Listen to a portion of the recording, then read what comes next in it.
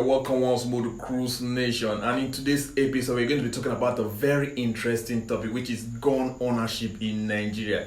Whether make the legalized gun, maybe boy they carry color for this country. That's what we are talking about. Gun ownership in Nigeria due to the current security situation in the country.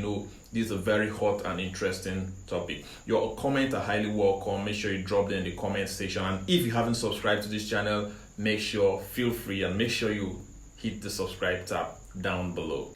If you feel it's high time we start pushing for legislation to allow citizens to bear arms, please, you can tell us your reasons so that we understand things from your own perspective also. Come to look at it, criminal elements will always find a way to lay their hands on banned weapons, no matter what. We have seen recently how most Fulani headsmen showcase an arsenal that is much more than what you can get in most police division headquarters across the nation. For instance, Americans own nearly half of the civilian guns in the world. I'm talking on a per capita basis. The US has far more guns than any other nation. Can you imagine? This entails that they have the highest standby unofficial army in the world. It's a good thing also. Now, this is where it really gets interesting.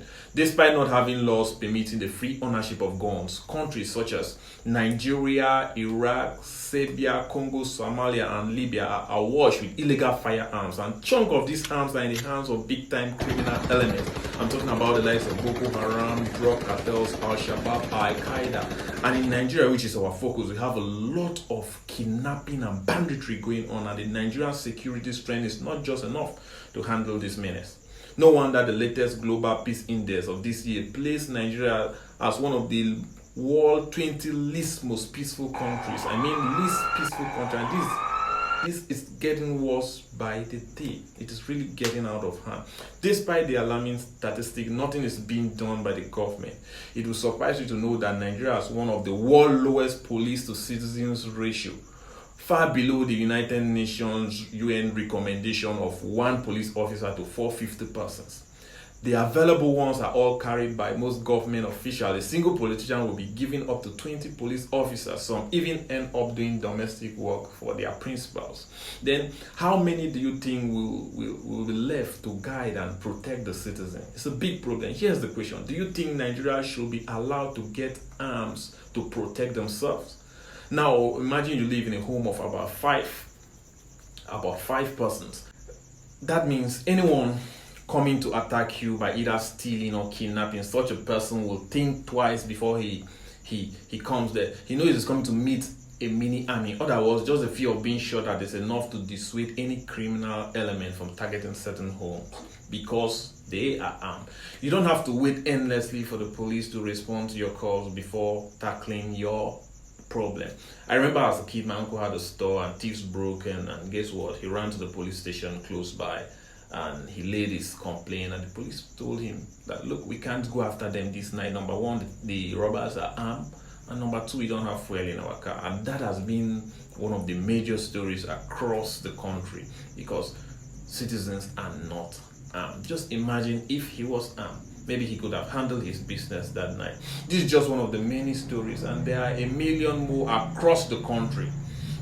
The other day I had a discussion with a security expert, and this is what he said. He said the average robbery lasts between 90 seconds and 12 minutes. So just as fast like a flashlight, and if the homeowner is armed, a lot can happen in this split second that could either save a life. But there's also the bad side of allowing citizens to own guns, especially in a country like Nigeria. The inability to vet properly those who get access to these guns can be a high problem.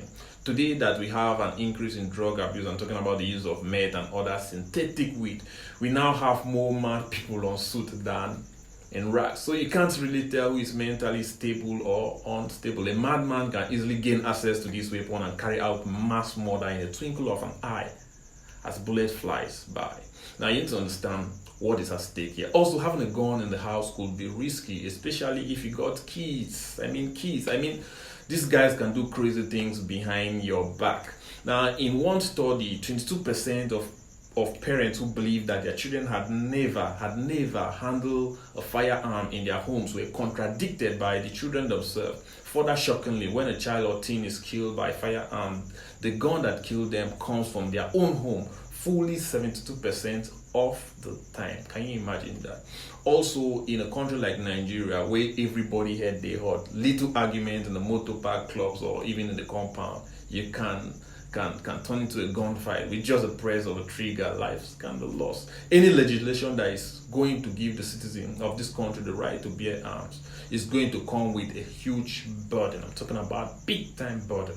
But as the days goes by, it seems there is a growing need, because the country's security infrastructure is already failing at a rapid rate. Something needs to be done. And it seems giving the citizens the right to protect themselves is the most rational thing to do at the moment.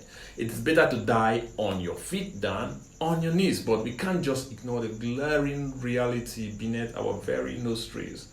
Recently, we are seeing the growing need for community policing. The West have already set up their own outfit, the Omokotun.